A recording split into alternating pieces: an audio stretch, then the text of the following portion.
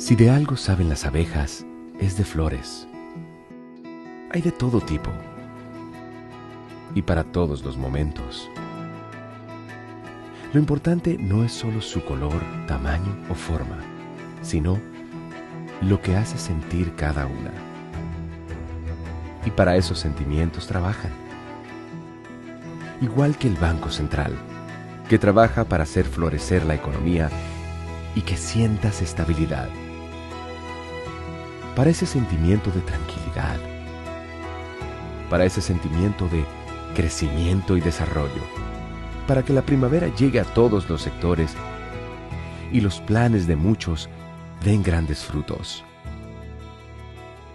Banco Central de la República Dominicana, 75 años trabajando por una estabilidad que se siente.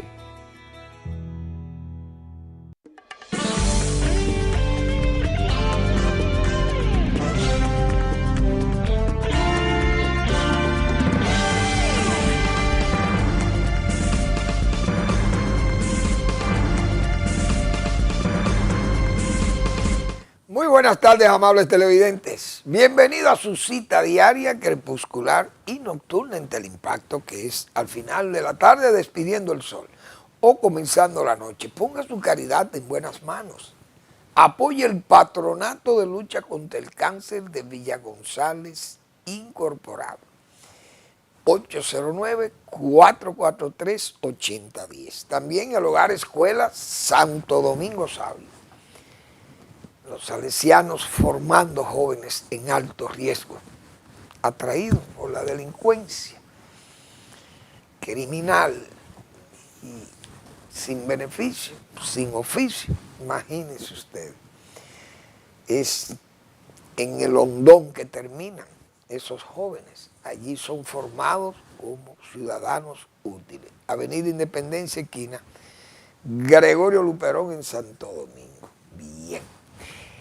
Ayer no pude corregir uno de mis gazapos, porque siempre a uno se le van esos gazapos, como dicen. Cuando son programas como este, que son programas en vivo, no hay edición, no se pueden editar, ya después que uno dice algo, un error, se fue el error.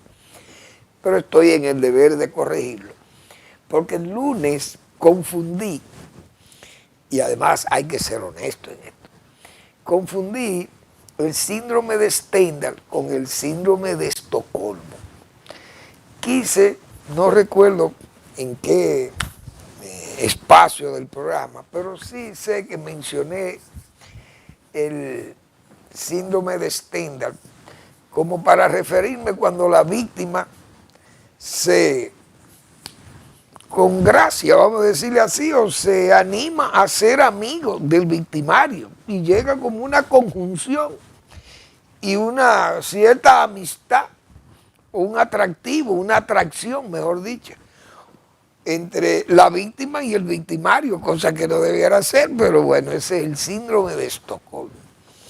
Y el de Stendhal es otra cosa, es una desorientación, vamos a decir así, psíquica, que puede tener un individuo. Principalmente se da en esos turistas que van a los museos y ven una obra de arte de esta y se sienten una situación psicosomática, vamos a decirle así, sudoraciones muchas veces o palpitaciones, taquicardia, y le da con atacar la obra que están viendo, una obra bella, una obra de un gran artista. Esto por eso en esos grandes museos del mundo, principalmente en Europa, aparecen unos locos que van y atacan las obras y entonces han tenido que protegerlas con vidrios especiales, y en el Prado también tienen unos límites que usted no puede pasar de ahí, como se dice. Si usted topa esa cuerda que ponen ahí, ya usted está en problema ahí, porque no quieren que se acerquen, porque hay gente que le afecta eso. Tienen esa afección que le llaman el síndrome de Stendhal, que pueden alterar su ánimo y le da como unas emociones también, se montan, como dice la gente vulgarmente aquí, pero puede salir lesionada la obra que él está admirando. Recuerdo que fue un caso parecido, fue el del señor que atacó a John Lennon en Nueva York, un admirador, un fan de él. Lo apreciaba tanto y lo quería tanto y lo sentía tanto cuando oía las canciones de él, que se animó a ir incluso a que le firmara un autógrafo, el artista, y se lo firmó. Y aún así aprovecha y le da dos balazos por la espalda al hombre y lo mata a John Lennon, todo un ícono de la música, del pop, de la música de esta última generación, que fueron los Beatles, que llenaron el mundo de música buena, de buena calidad, y las canciones todas fueron éxitos mundiales. Sin embargo, fue víctima de un admirador. Eso es como el síndrome de Stendhal también, que eso se le llama también síntoma del turista, porque el síndrome del turista, porque son generalmente esos turistas que van a esos museos, se emocionan, le da un ataque de nervios, como se dice, y el hombre o la dama lo que hace es atacar la obra que está admirando, una obra de belleza, que son generalmente las obras que están en esos museos. Imagínense, por ejemplo, el Prado o el Louvre, son obras famosísimas y tienen que cuidarla de esos, como dicen, de esos afectados, que los hay, que en el mundo está lleno de todo. Y eso es viejísimo. Ese mal de Stendhal fue descubierto en el siglo, a principios del siglo XIX. Bueno, entonces tenemos que ya después de corregir, bueno, bien, hay una imagen, que no sé porque no tengo imagen ahora en los monitores, pero tengo una imagen de el uso del metro actualmente en el metro de la línea 12, y voy a corregir ahora para ver si después que tengamos ya, porque hemos tenido algún pequeñísimo problema, pero ya se ha solucionado. Siempre Eri tan activo, pero ahí está. Tenemos esa imagen. Ah, caramba, ya se fue de nuevo. Ahí volvió, ahí tenemos la imagen de él. Esa es la línea 12, la que se inauguró ayer. Y eso está muy bien. Apreciamos que el pueblo sienta el deseo de montar esa línea de metro, que es un gran logro para esa zona de los Alcarrizos, el Santo Domingo Oeste, vamos a hacer, porque ahí eso es muy grande para allá, no son los Alcarrizos nada más, llega hasta los Alcarrizos, pero eso es muchos barrios que hay por ahí, y Mano Guayabo, y muchísimas áreas que están allá detrás de Carrefour, por ahí, que hay muchísimas viviendas, y todo eso es área para usar. Además, el área también que está camino en la avenida Monumental, que va ¿cómo se llama?, al cementerio Cristo Redentor, eso por ahí vive mucha gente.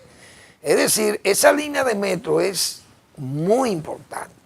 Y hay que felicitar al gobierno, que yo creo que el gobierno, a pesar de todo, como que se abstuvo de no hacer una especie de fasto de esa obra, una obra muy importante, repito. Parece que el presidente o el gobierno o el PRM se sentirían tal vez como presionados por tantas, primero, las objeciones que se hacían a vicios visibles en la construcción de esa obra. Segundo, la tardanza en hacer esa obra, utilísima, y ahí está la prueba, la muestra, como son todas las líneas del metro. Pero yo pienso que el gobierno no hizo más fasto de eso, porque le temió a esas, vamos a llamarle así, esas fallas y todas esas críticas que se habían hecho a la obra, que incluso hay que ver que La gente que hicieron prácticamente la obra, los que estuvieron al frente, el señor Rafael Santos principalmente, bueno, no sé si asistió, pero fue gente que empleó mucho tiempo y me imagino mucho sacrificio también para llevar a cabo una obra como esa, que no es una obra cualquiera. No sé si se mencionó, si estaba presente o no, no lo sé. Probablemente estaba presente Rafael Santos, que fue el director de la OPRE. Pero sí veo que el gobierno le faltó como fasto para una obra tan importante, quizá la más importante porque es una obra que la inició el presidente Luis Abinader. Pero yo creo que ellos le temieron a eso también, a que esa es una obra que se puede interpretar como que tiene una suerte de ¿cómo que le llaman esto? Una obra que tiene su autor. A la tutoría, vamos a decir, o a la autoría de la obra, que tiene un nombre que se llama Leonel Fernández. Todo el mundo sabe aquí que el metro fue una iniciativa de los gobiernos de Leonel Fernández, principalmente del gobierno 2004-2008. En ese lapso se avanzó bastante con el metro y fue inaugurado ya en la siguiente, creo que fue en el 2009. Pero entonces esa obra casi se ve como una autoría intelectual, qué sé yo, algo así podríamos llamar, a Leonel Fernández. Tal vez el presidente, como fueron tan críticos, su partido cuando fue oposición, fueron tan críticos del metro y tal vez como que eso podía como chocar, pienso yo, no sé a qué otras razones. Pero, por ejemplo, es una obra que será necesario una auditoría técnico-financiera también, porque esa es otra, tal vez, digo yo, el gobierno consciente de que ha sido una obra tan dificultosa por los atrasos, me imagino los adendum a ese presupuesto de más de 500 millones de dólares. Señores, eso es mucho dinero. Pero más, una obra en que las compensaciones, los pagos de compensación en esa obra obligan a una auditoría financiera de esa obra, que es distinto a los otros metros, a las otras líneas de metro, porque hacer líneas subterráneas, usted no tiene que compensar a nadie. Porque si yo paso por debajo, por ejemplo, de Indubán, que está ahí en la Máximo Gómez, y el metro pasa por ahí, yo me imagino que el gobierno no pagó compensación por pasar esa línea de metro cerca o por debajo, vamos a decir, de la acera, tal vez la acera de una empresa de esa, de la Máximo Gómez, por poner un ejemplo, o de las demás, porque esos metros que van por debajo, eso camina kilómetros y no hay derecho, como dicen ahí, adquirido para nadie. Entonces, puede haber tal vez algún daño o una afectación, por ejemplo, a una línea de teléfono o a una línea de conducción de agua, por ejemplo, bueno, esas cosas, o eléctrica, eso se compensan o se arreglan, qué sé yo, con los afectados. Pero en este caso de los Alcarrizos es distinto, porque este es un metro aéreo. Y todas esas compensaciones que hubo que pagar en ese trayecto desde el 9, esa última estación de la antigua o de la otra línea que va en Palma, de ahí a los Alcarrizos, señores, ahí hubo mucha tumba de edificios y de afectación de áreas privadas que tuvieron que ser compensadas, pero ahí hay mucho dinero invertido. Es decir, que eso tiene que estar sujeto a una auditoría financiera y la auditoría técnica de esa institución que se llama Metro, porque es una construcción que ha tenido muchas observaciones, señalamientos de vicios, tardanza en su construcción, qué sé yo, muchas reconstrucciones, reparaciones, etcétera, etcétera. Entonces, tal vez pienso yo que el gobierno se abstuvo como de hacer más fasto con esa obra tan necesaria, porque, repito, miren cómo se ve esa asistencia de pasajeros, que me imagino que fue hoy o ayer mismo o hoy, ya en la mañana operando la línea 12 del metro que va a los Alcarrizos. La gente feliz, está muy organizada ahí, masivamente se ha presentado al andén donde se entran a los vagones de metro, pero la gente está organizada ahí, ya tiene la cultura de las demás líneas de metro y eso está muy bien, que cuiden eso. Pero la verdad que, bueno, el gobierno ha estado con muchos apuros y ha tenido mucho cuestionamiento. Entonces esa obra, aunque es una obra bien útil, pero imagínense que en una auditoría revele daños graves de uso o abuso del uso de los recursos públicos, que se detecten fallas en pagos, por ejemplo, a compensaciones, eso deteriora la imagen. El gobierno, digo yo, tal vez pensando en todas estas cosas, obligan a aquello. Con el nivel de corrupción que hay en el Estado Dominicano, que no es nuevo la corrupción. Entonces, el gobierno ha tenido muchos inconvenientes con áreas que están incluso no auditadas todavía y muy cuestionadas. Porque, por ejemplo, ese caso de INAVI, eso no se sabe nada. Y en educación, tantas cosas que hubo ahí y no se sabe nada. Hay otras instituciones que han estado cuestionadas y no se sabe nada. Pero hay obras que también están intervenidas por el propio gobierno y no se sabe nada cómo van esos gastos. Por ejemplo, esa carretera Duarte, eso tiene muchos inconvenientes. El sector del kilómetro 9, ahí en la misma carretera Duarte.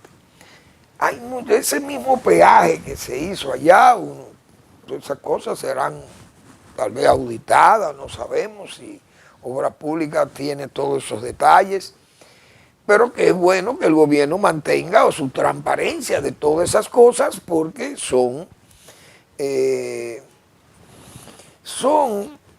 diríamos, las malas experiencias a que pueden enfrentarse las autoridades cuando cesan. Y aquí en el país, los gobiernos tienden a como sacrificar una pieza clave cuando hay esos escándalos que son ya insostenibles, sus argumentos y las explicaciones que quieran muchas veces dar las autoridades y la gente no cree y piensa que hay algo siempre se cuece ahí.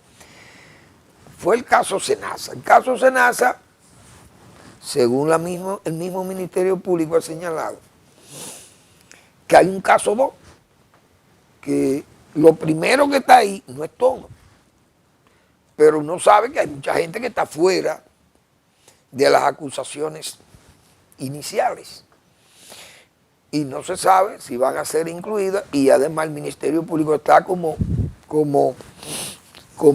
diríamos, amasando aquello o manoseando aquello. Y como no sabemos qué es lo que hay, qué es lo que se investiga tanto, que no hay forma de que se sepa quiénes son los demás implicados. Y los gobiernos, porque no es solamente los gobiernos muchas veces se ven en la necesidad de sacrificar una pieza clave, repito. Este gobierno no pudo evitar sacrificar a un hombre clave de la confianza cercana del presidente de la República, como es el señor así. Entonces, bueno, pues cayó esa pieza clave, pero muy clave del PRMismo oficial. Así yo recuerdo, por ejemplo, el gobierno de Balaguer estuvo asediado aquella vez por el caso de Hidroqueves. Y el doctor Balaguer sacrificó a su hombre más importante, el hombre de más sentida e íntima amistad con el doctor Balaguer, que fue al señor Bello Andino, que en paz descanse Bello, y el doctor Balaguer también. Entonces, tuvo que sacrificar a Bello Andino y lo movió de su cargo cuando se especuló que había ese asunto de Hidroquebe y que, bueno, fue un caso muy comentado, y esa vez la gente entonces sospechó que las cosas se habían hecho mal en el propio palacio o fuera del palacio, pero Balaguer en ese momento saca a Bello de allí y dejó la impresión de que el caso Bello conocía de él. Y uno sabe que probablemente Bello no sabía de eso, porque no se iba a meter porque eso no era de su incumbencia, tal vez, pienso yo.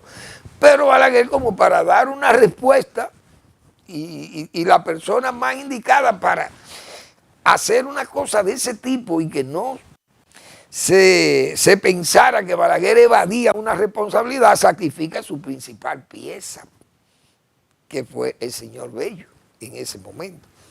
Yo no sé si fue el caso Hidroquebe, pero el asunto que la sociedad dominicana fue impactada con aquella decisión del presidente Balaguer. Bueno, así ha sucedido otras veces con otras administraciones que tienen que sacrificar piezas claves en esos momentos difíciles que pasan los gobiernos. Y este gobierno, pienso yo que en el caso de Senasa, lo que hubo también, además de que era una evidencia muy clara de que este señor era el incumbente, y que los testigos que hay ahí, los pocos que se han investigado, no han negado su participación en el caso. Pero hay mucha gente que está involucrada en ese fraude y no se ha sabido más nada. Entonces, indiscutiblemente que yo pienso que esas cosas, hay muchas cosas por investigar de esta administración. Por ejemplo, yo siempre he señalado el caso de la UAS.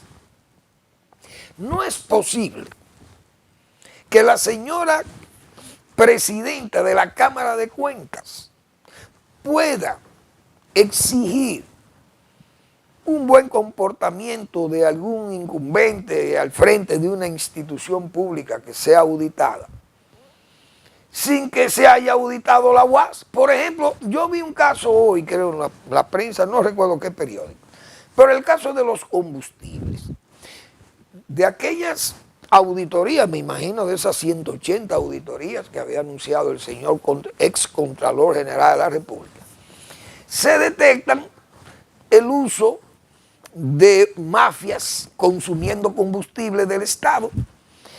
Y yo estoy seguro que en la UAS probablemente, que tiene muchísimos vehículos y de todo, y tal vez se servirá combustible allí, no lo sé, pero probablemente haya que investigar la UAS. Pero resulta que la que dirigió la UAS fue la que hoy dirige la Cámara de Cuentas. No se ha auditado ella misma, y ella debe auditarse para tener credibilidad. Porque ¿quién le va a creer entonces a una funcionaria que tema auditarse ella o que la auditen su gestión en una institución que ha gastado tanto dinero y que no tiene control? Porque me imagino que no tiene control, diríamos, centralizado, porque es una institución autónoma del Estado, pero recibe miles y miles de millones de pesos de presupuesto, y ahí no sabemos qué ha pasado. Sin embargo, la señora que dirigió esa institución hoy es la jefa de investigar a los demás. Entonces, bien predica, quien bien vive, hemos señalado nosotros otras veces. Pero ese caso de los combustibles, recuerdo yo que aquí nosotros denunciamos el caso de agricultura, que usted iba los lunes a agricultura y veía filas enormes de gente echando combustible en las bombas de agricultura, de las bombas de patio, que tiene agricultura. Y la gente se preguntaba, pero ¿quiénes son esta gente que viene a echar combustible aquí y que no figuran en la nómina ni están trabajando aquí? No los vemos. Eso nos decían, denuncias de esta administración de gobierno. Pero así es que andamos, en un gobierno que anda a tientas y que no hay controles, la gente hace lo que le da la gana, y ese partidismo, ese populismo y todos esos enredos se tapan en una red que lamentablemente lo que hace es que protege a la corrupción. Vamos a la pausa.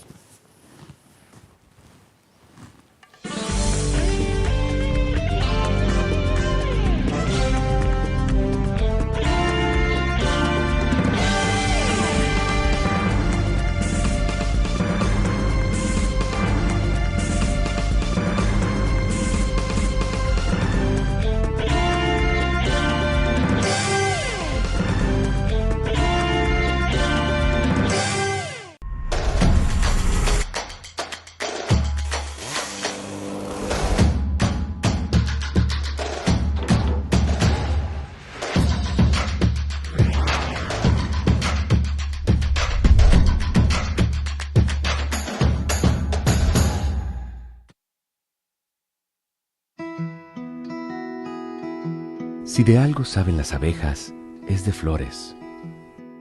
Hay de todo tipo y para todos los momentos.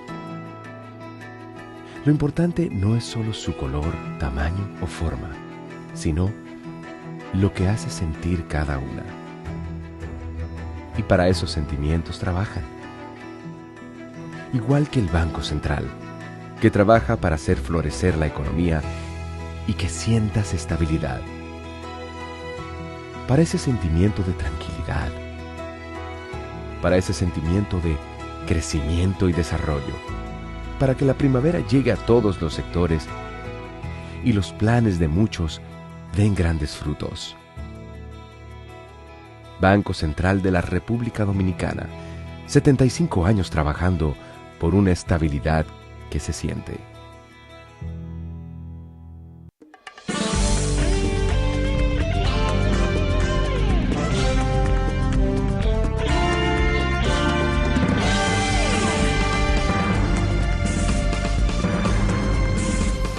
Bien, ayer yo vi unas declaraciones del señor director del Consejo Estatal del Azúcar, que es el director también de Bienes Nacionales, don Rafael Burgos. Él tiene la doble responsabilidad de atender a Bienes Nacionales y además atender al Consejo Estatal del Azúcar. Creo que lo hace en forma honorífica, según se ha señalado. Y eso está muy bien, y él ha tenido un desempeño que entiendo quiere tal vez lo mejor para sus instituciones y para el país. Pero él, yo pienso que está enfrentado a un reto muy grande, muy fuerte. Porque él señaló ayer, en una entrevista que le hicieron en el periódico, no sé si fue en el periódico El Día o que fue en el Grupo Corripio, no sé. Pero él dice que espera que en Porvenir, el ingenio Porvenir, produzca 15.000 toneladas de azúcar en esta zafra. Muy bien. Entonces, yo creo que esos son números respetables. No porque el ingenio azucarero no haya tenido esa experiencia anterior, porque ese ingenio, cuando estuvo Porvenir en su apogeo, yo me imagino, Porvenir era un ingenio que podía producir más de 40.000 toneladas de azúcar. Y todo el azúcar refino del país lo producía Porvenir, porque la refinería era de Porvenir. Yo creo que era más. Porvenir tenía más porque Porvenir, a pesar de que tenía la competencia de muchos ingenios en el CEA, que estaba Santa Fe, el ingenio Consuelo, el ingenio Quisqueya, esos 3 ingenios más Porvenir, eran 4 ingenios del Consejo Estatal del Azúcar, y se repartían, vamos a decir, los terrenos, los sembradíos de caña de la zona perteneciente al Consejo Estatal del Azúcar. Porvenir era un ingenio bien. Repito, era un ingenio con toda lo de la ley, pero todo el mundo sabe que el CEA comenzó a declinar hace muchos años y ya Santa Fe había perdido, se había borrado, la fábrica de Santa Fe cayó, se cerró. Quisqueya todavía estaba vigente ahí, Consuelo, y esos ingenios fueron decayendo poco a poco, como se dice, y murieron. Porvenir quedó solo allí, la fábrica de refino cayó también, y Romana ingenio muy eficiente, bueno, pues tomó la producción de refino, se dieron cuenta. Uno sabe que también este es un país donde el mismo sector privado a veces contribuye para que usted en las cosas públicas se caigan y tratar de ellos ocupar ese espacio, porque todo es posible en este país maravilloso, principalmente para aquellas oligarquías de codicia muy particular, como yo acostumbro a decir, y hasta alcanforadas. Entonces el ingenio Porvenir era un ingenio próspero para la época. Fue cayendo y cayó de tal forma que ya sus tierras fueron escaseándose en ese proceso de proceso inmobiliario que hubo en el CEA. Comenzaron a vender los bienes muebles e inmuebles de ese ingenio. El ingenio entró prácticamente en receso. Hubo una compañía española, que un español vino y trabajó ahí, pero el hombre hizo más daño que bien. Entonces el CEA recuperó el ingenio y le hizo algunos trabajos y llegó a producir hasta 18.000 toneladas de azúcar. El ingenio Porvenir, que recuerdo, para los años 2014, 2013, 2014, 2015, antes de por ahí, el ingenio llegó a producir 18.000 toneladas. Ya herido de muerte, vamos a decir. Poca tierra, quedaban ya unos terrenos ahí, se utilizaban terrenos de Quisqueya, terrenos del ingenio Consuelo y parte de lo que quedaba del ingenio Santa Fe. Pero entonces entró en un declinamiento, las administraciones del CEA comenzaron a vender y hubo un escándalo en el 2016, si mal no recuerdo, por una mala decisión de gerentes vendiendo terrenos ya vendidos. Hicieron un tollo, como dice un lío, y en San Pedro de Macorís está 2 muertos. Recuerdo, en una emisora, todo aquello, y entonces se emitió un decreto cerrando las operaciones inmobiliarias del CEA, las ventas en el CEA. Muy bien.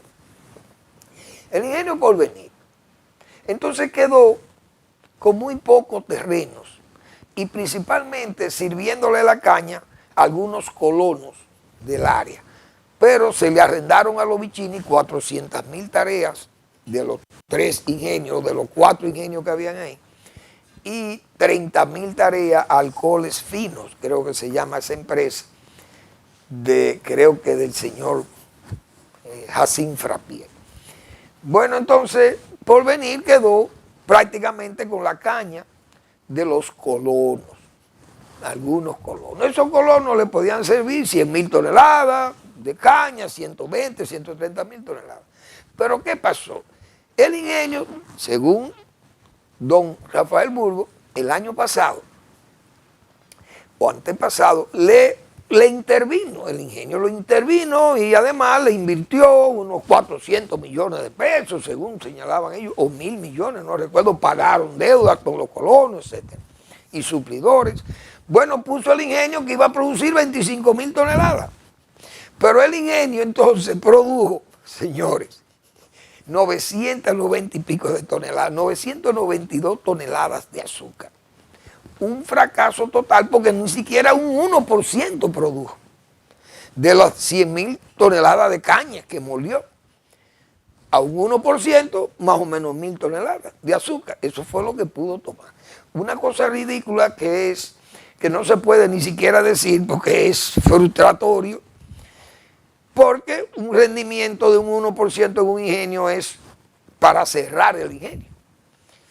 Porque los ingenios normales operan con un rendimiento de 9 a 10, 8%, 9 o 10, y más de 10 es ya un número respetable. Ingenios como Romana, el mismo ya el Cristóbal Colón está operando con ese nivel de competitividad, igualmente el de Barahona, alta productividad también. Entonces ese ingenio fue un total fracaso, Porvenir.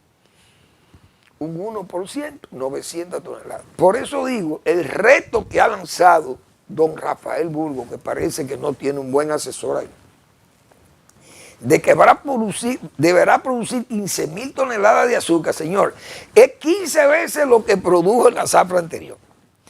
Pero si le produjese 100.000 toneladas de caña, ¿qué va a pasar? Vamos a poner que tenga un 8% de rendimiento.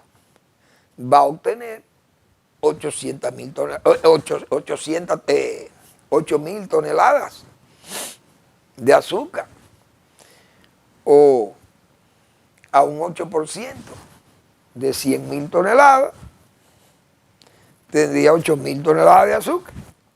Óigame, y para subir de 1 a 8, eso es una verdadera odisea primero hacerlo y una osadía decirlo, que usted va a subir un 800% el rendimiento en fábrica.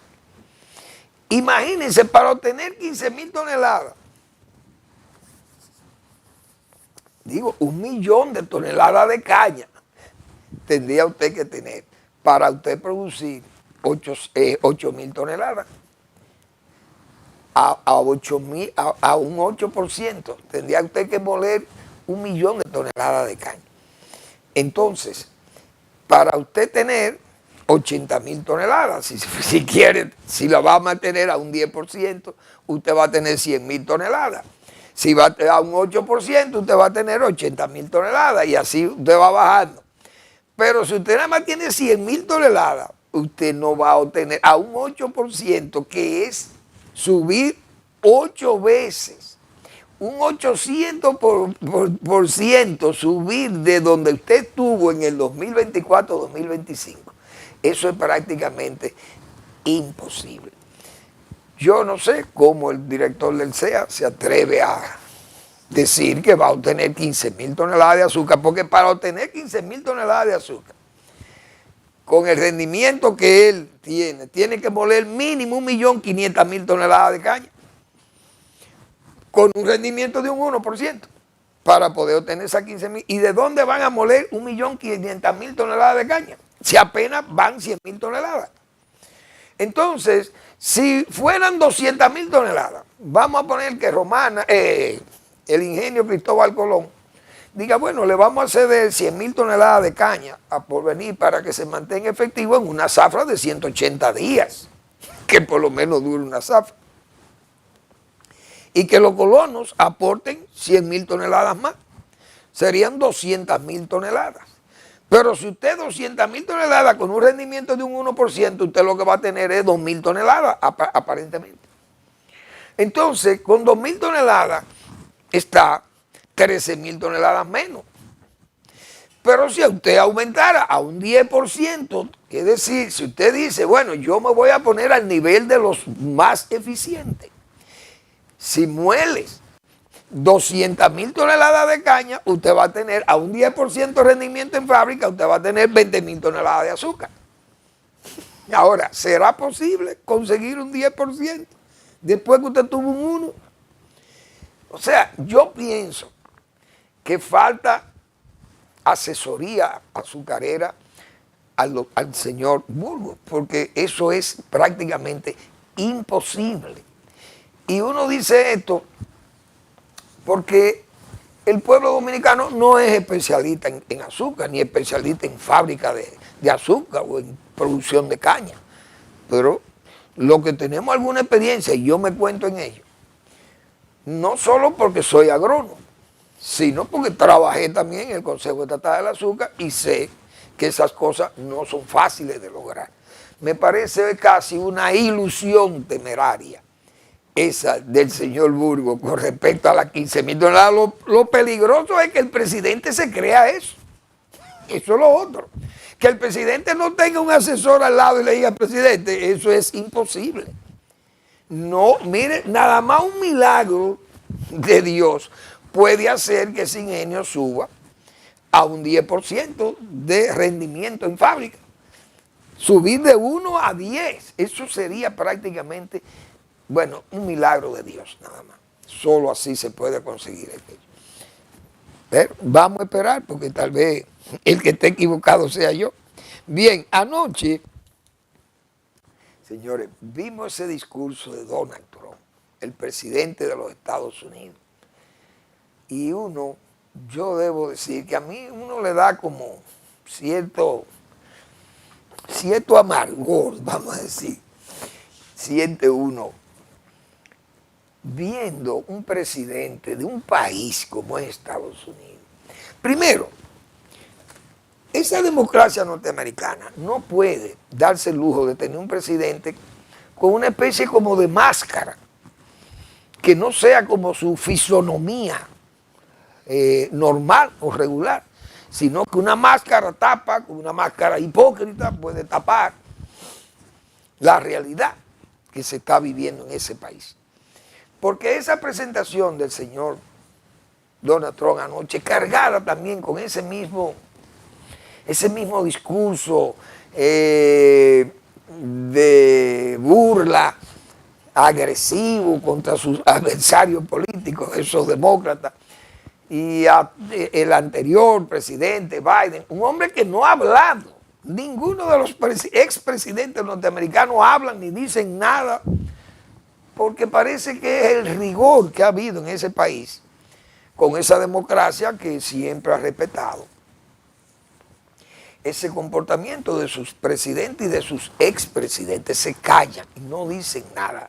Tiene que haber una ofensa mayor, como pasó ahora con el caso del señor Obama, que el presidente Trump posteó ahí unos audios y un video haciendo ver a esta gente como verdaderos simios al señor Obama y a su esposa. Y eso trajo un disgusto muy serio en Estados Unidos y racial y todo, que obligó que el propio Trump dijera que él no es racista. Para mí lo es. Y ese comportamiento siempre ha sido como hipócrita. Entonces, con ese estilo burlesco o burlón y bufeando, como dicen, a esa gente de los demócratas, y un relajo prácticamente. Entonces un discurso largo, insulso, esa insulsez de temas realmente pobres.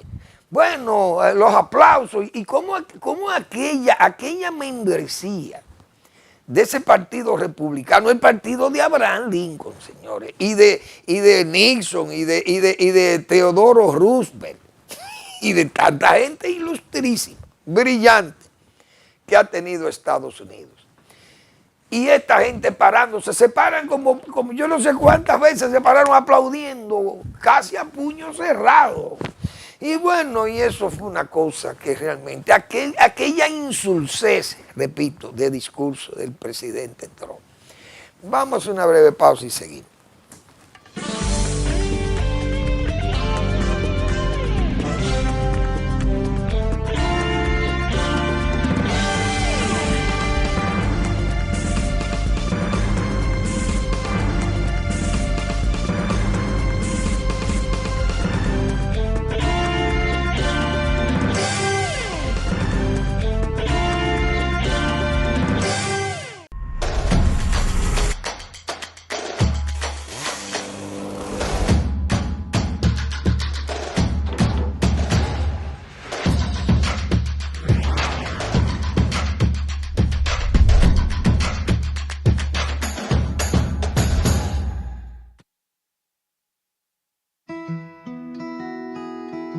Si de algo saben las abejas, es de flores.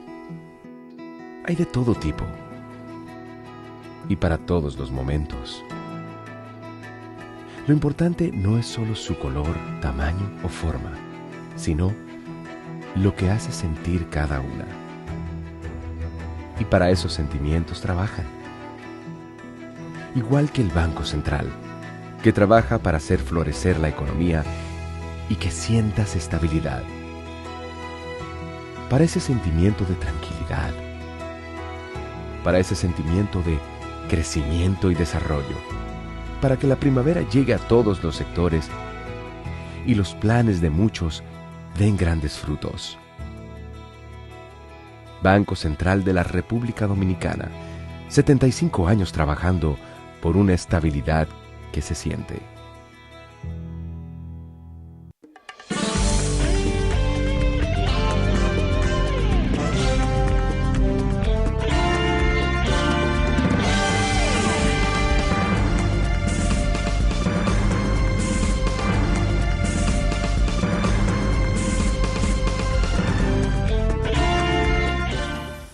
Bien, entonces, ese discurso del presidente Trump, con esa forma tan, diríamos, tan directa, no sé, Estados Unidos no creo que eso sea lo más conveniente. Defendió el acto de Venezuela, por ejemplo, lo celebró como un acto grande para los Estados Unidos, lució más patriótico, presentó casos de veteranos del ejército, un caso de un equipo que juega hockey sobre hielo, etcétera, etcétera. Todas esas cosas, bueno, eso se estila en Estados Unidos, pero entonces con cierta cólera, digo yo, y esa cólera tan sectaria del propio Trump, que él quiere justificar a veces, la cólera quiere justificar lo que ha decidido. El que actúa con ese tipo de cólera sectaria, tan distinto a la razón, como se dice. Que la razón, yo creo que era Séneca que decía eso, que la razón trata de que, como justificar lo que es justo, y la razón, eso es lo que busca, que la justicia sea verdaderamente justicia, que sea justo. Pero la cólera entonces tiende a que sea justo lo que ella ha decidido. Eso es lo que hace el colérico, y entonces, bueno, él actúa como que, bueno, soy yo y mis circunstancias, como dicen, y nadie lo puede refutar y ese tipo de cosas. Entonces, lamentablemente, para mí ese discurso fue muy insulso, ese discurso de Trump. No dijo de Ucrania, ese comportamiento que ha tenido Estados Unidos en esa guerra de Ucrania y Putin, donde ha habido yo diría un desquiciamiento, porque ¿cómo es posible que Estados Unidos llegue hasta a la estampida con sus amigos y de Europa, protegiendo a un genocida de Rusia y una agresión que se ha armado, que todo el mundo la vio, cómo se armó esa agresión de Rusia hacia Ucrania, como, bueno, en 72 horas este loquito que está ahí se va de ahí ya con esta fuerza que yo le estoy presentando. Pero resulta que el señor Putin le salió el moquillo, como dice, y tuvo que enfrentar a una Ucrania apoyada por Estados Unidos antes de Trump y por Europa. Y ese ejército valentísimo de Europa le puso frente a ese caos que le crearon, y entonces empujó a Rusia y lo ha llevado a una guerra de 4 años. Y fíjense por dónde va aquello. Y las pérdidas de Rusia y los daños y todo, que eso no está peor porque Trump ha entrado en una etapa de, vamos a decir, negacionista de lo que es la alianza europea contra su adversario, que se supone que es Rusia. Porque para qué, yo digo, ¿para qué que Estados Unidos tiene todas estas armas? ¿Para pelear contra Francia o contra Alemania? Es para, si se ofrece, no es para pelear con Dinamarca ni para pelear con Finlandia. Es contra Rusia y China, que son sus adversarios, y en este caso de Irán. Para eso, esos son los verdaderos adversarios de Estados Unidos. O es Francia, repito, no lo es. Entonces, ese comportamiento que ha tenido Donald Trump ha sido muy cuestionable, esa es la verdad. Ese discurso a mí realmente ni me va ni me viene, porque nosotros no somos norteamericanos. Pero la ONU, vi por ejemplo que el señor Guterres, que ese es otro problema que hay en Estados Unidos y en el mundo, que Naciones Unidas es un órgano que no tiene mando. Hoy el poder grande, que tienen las grandes potencias, hacen lo que les da la gana. Y ese organismo prácticamente está muerto, Naciones Unidas. El señor Guterres dice que la guerra es cada día más letal, la guerra de Ucrania y Rusia. Pero es evidente, ¿por qué es letal? Porque ustedes no han querido castigar al agresor. Naciones Unidas, cuando esa agresión de Rusia declaró esa invasión a Ucrania, lo que debió haber dicho fue lo siguiente. Mire, Rusia, usted vamos a someter aquí, en Naciones Unidas, vamos a someter a votación la expulsión del agresor del Consejo de Seguridad. Porque usted no puede estar aquí, en este Consejo de Seguridad, porque el Consejo de Seguridad es el Consejo que debe cuidar de que las normas, esas decisiones que se han tomado por mayoría allí se respeten, y que usted no debe, un país grande, porque sea grande, no puede invadir un pequeño y prácticamente subyugar al pequeño, porque está prohibido por Naciones Unidas. Sin embargo, ¿qué hicieron? Se quedaron callados. No le dijeron nada a Rusia y el agresor siguió hacia adelante, pero eso está prohibido por la misma Carta de Naciones Unidas. Entonces, Ucrania, yo recuerdo, pidió la expulsión del agresor del Consejo de Seguridad, pero ONU no se atreve a sacar a un miembro del Consejo de Seguridad, no se atreve. Entonces ya ese organismo, eso no tiene sentido. Tal vez Trump es consciente de eso y dice, ¿para qué yo voy a perder mi tiempo allí? Y así hará China, y ya lo hizo Rusia, y entonces nadie puede hacer nada. Trump entró en Venezuela también, y Naciones Unidas, ¿qué le queda? Ser expectante, simple y llanamente. Lamentablemente así que se ha manejado esto. Y es una pena que un país como Ucrania, que ha sido tan agredido, miles de muertos, niños robados, desplazados por millones, exiliados de la guerra, daño a las cosechas, robo de las maquinarias de los agricultores de Ucrania, daño a los edificios gubernamentales y residenciales, daño a las plantas eléctricas en pleno frío, no frío como lo que hacen allí. Es decir, todo ese daño que ha tenido que sufrir este país, agredido en forma brutal, más todo lo que ha perdido Rusia. Un país que hoy está, si no es por Trump, estuviera vencido en la guerra, cosa que hubiera sido toda una hazaña para un país pequeño como Ucrania, relativamente pequeño con respecto a Rusia, porque es grande, como país de Europa es grande. Bueno, pero eso es lo que ha pasado lamentablemente. Bien, les invito a que lean al doctor Marino Vinicio Castillo, que los miércoles publica su Lola Pregunta, la importancia innegable de los informes rendidos por Insight Crime para entender estas cosas. Esos temas interesantes que son tratados sobre el narcotráfico y el crimen organizado, el doctor Castillo tiene bastante experiencia en ello. Gracias por su atención y nos vemos mañana en otra entrega de Al Final de la Tarde, despidiendo el sol y comenzando la noche.